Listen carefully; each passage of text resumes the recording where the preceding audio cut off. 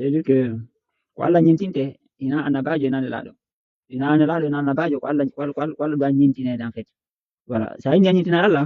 andi ñentingol Allah ngol règle probléme ji meɗi fof en vrai de vrai hay ka comportement sa waɗi ka ɓerde ma ko Allah ñentinta a ari ɗo e situation a waɗi ka hakkille ma an ko Allah ñentinta billahi wona e kalma am ta wona hakkille ma ki jooɗoto quoi tu vois anday hono naɓira hay annama o woni ko relation woni ko business kala bange sa inni ko Allah ñentinta heɓa ɗon automatiquement si tu veux des réponses hono mbaɗa naɓire piiji ma ɗin quoi tu vois no ko ɗo woni caabiwal ngal ko Allah ñentinte en fait ina annabajo ina nelaɗo donc ɗi hadisaji maɓɓe e ɗi tafsiraji maɓɓe ɗum fof poubelle en fait ɗi mara lieu d'être en fait ɗi mara sens parce que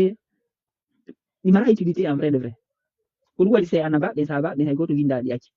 hay goto windaɗi hadisaji acci hay goto sahabajo windaɗi hadisa acci annabajo accalani ina annabi Musa ina annabi Isa ina annabi Ibrahima hay goto windaɗi hadisa acci ko ɓe acciri jama on ko defte ɗe Allah jonnoɓe ɓe jonnu jama on ko ɗum acci parce que justement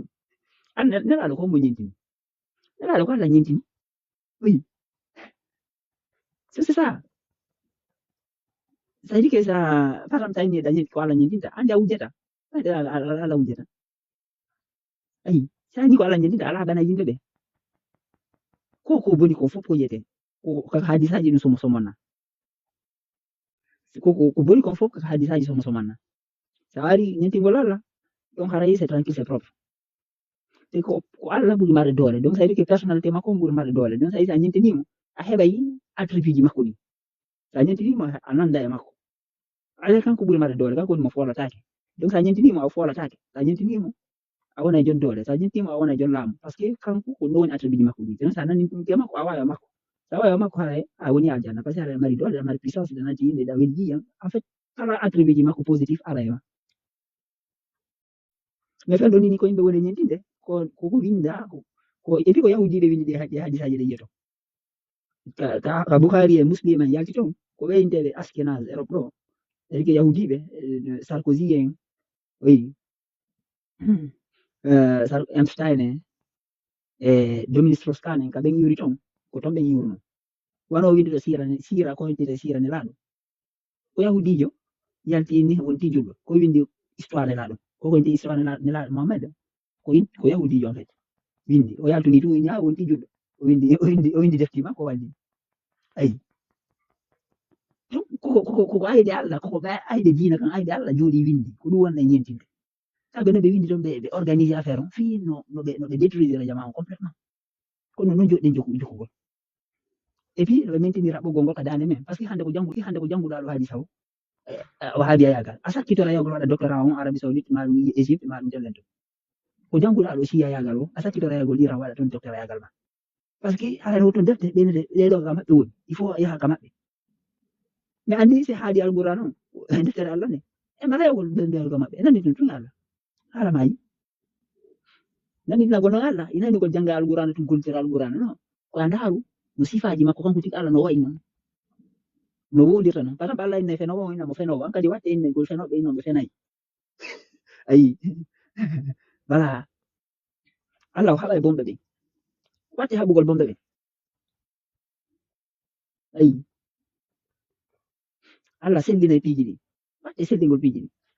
Allah o lawɗo yiɗɗo laaɓal donc automatiquement a tuudinta laawol suudu ma ndu laaɓay toileji ma ɗi laaɓay par ce que Allah ko lawɗo yiɗɗo laaɓal donc sa nanditinade e makko a wata hende a nanditade e makko a tuudinayɗa a hibbirayɗa salde Allah ena pauvre Allah ko jon jawdi ko riche donc a etoto wiita woni pauvre Allah ena dépendant ko gayum ko indépendant donc a etoto wona an kadi indépendant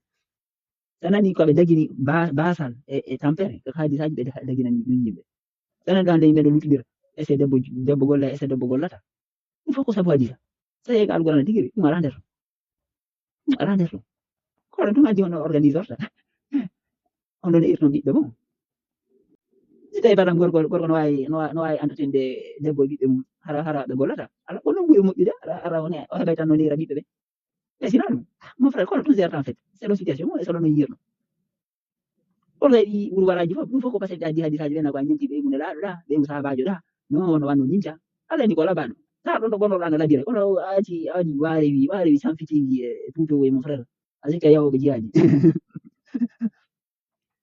Allah ko labaɗo eto labintinɗoɗa ɓurɗa labira hara yimɓe yima hara ɓe amata ɓattagol ma tu vois non c'est ça le truc en fait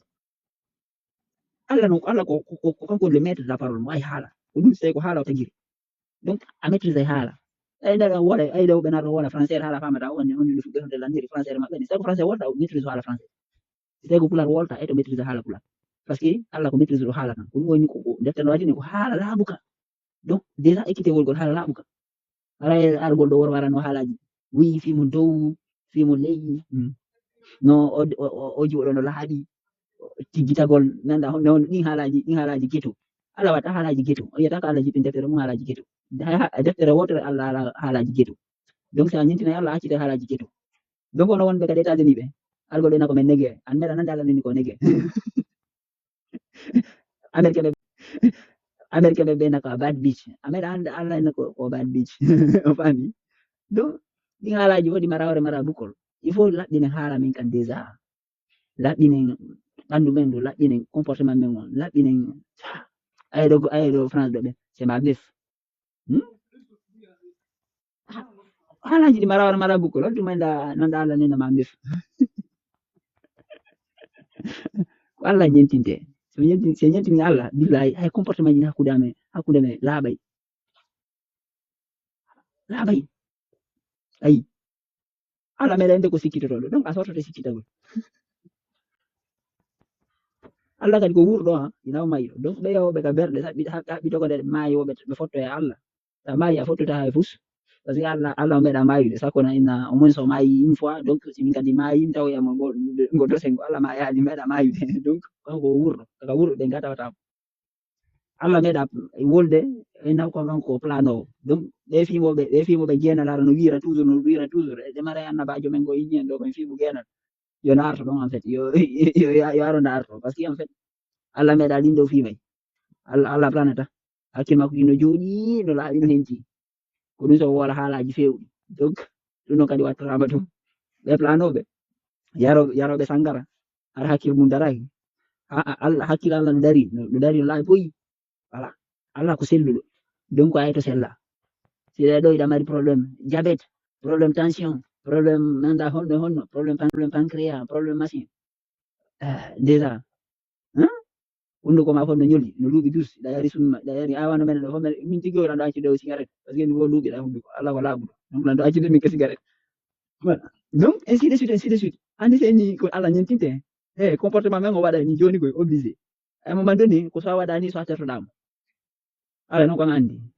kono noon sa falama hewde aljanna a wawa makko par ce que anda makko woni aljanna en fait ko anda Allah woni aljanna anda ko wona aljanna kon ko ɗum woni yiide ka yimɓe howlodira hay goto hollata o e mboddi salteji yimɓe ɗo tuniɗi luuriji trompe janfante yagal Allah wona janfotoɗo oui traître yagal on anda ɗon ko ɗum woni jahannam c'est à dire que gaɗaɗa hiɗa toosi ɗon hay frère joma susata hollude affaire ma woɓɓe no men ɗo hay mawɓe mum ɓe susata hollude dossier mum sina ɗum ɓe nati e probléme ɗum fof ko jahannam an joɗɗa ɗo hara ɓiɗɗo ma ko a suuɗo ko a dossier ji ma sina ɗum hara ɗandi c'est gâté ɗum ko jahannama non donc Allah ko Allah ñentinte ko Allah nanditinete ina annabajo ina sahabajo ko Allah tigiri ñentinte inde Allah capanɗe jeenaɗe maɗo feere o janggade mi tigui mum jangguide kono ne yiɗe janggude donc la andi un peu so to wawi hunjade ça c'est bien janggal Qur'an on anda honno Allah wolirta honno Allah waɗirta fiji mum honno par ce que Allah no mari politique mum wawi janggude ɗon anda politique Allah no yarata an kadi applica ɗum so tawi ka politicien waɗa politique ma style Allah no waɗirta politique mum on non Al Cissé oui donc c'est là-bas quoi le truc donc fi kaltugol koyɗe ɓe sa wawa mbiyaɓe fof sen ari ɗo kamɓe hadisaji maɓɓe fof ɓe yeehi ɓe yolike nde wotere haala mayi en alano nde débat holuki o accirani e defte hadis sahabaji accirani defte hadis annabaji accirani defte hadis ɓiɗɗo sahaba accirani defte hadis donc kamɓe ɗum andi voilà mais ko Allah acciri ko alqurana makko ko sifi fi makko fi en famumo fi no rewre mo rewgol ko jokkugol ko ñentingol voilà joni ara